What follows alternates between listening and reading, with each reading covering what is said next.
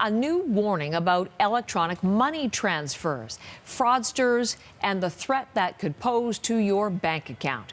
More than 200 Canadians are going public to CBC News saying they've had their money stolen, taken by hackers who break into their email accounts and redirect e-transfers. They're also telling us about their frustration that Interac and the big banks don't help. Erica Johnson this morning with the story of a Toronto area man who lost thousands.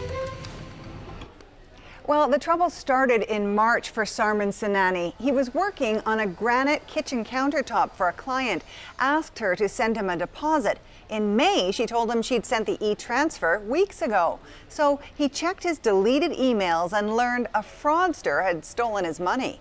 It was just crazy. Like, you can't think of something like this happening through a simple email. Someone had hacked into his email, impersonated him, and told his client to e-transfer him $2,800 to an altered email address that was actually linked to the fraudster's bank account. The hacker would alter my conversation to them and alter their conversation to me. It's unbelievable.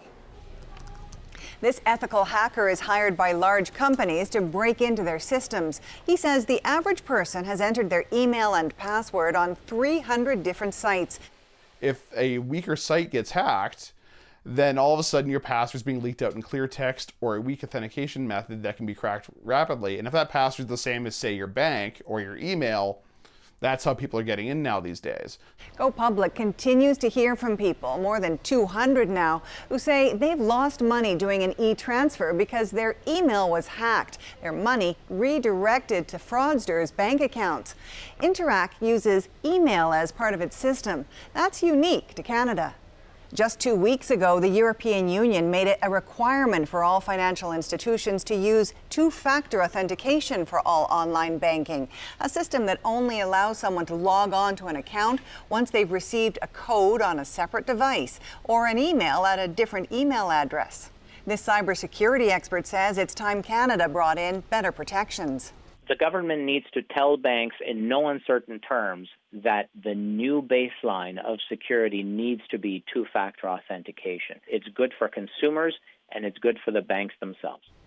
Interac declined an interview request and wouldn't comment on how much money it's making off a system so many people say can be flawed. Erica Johnson, CBC News, Vancouver.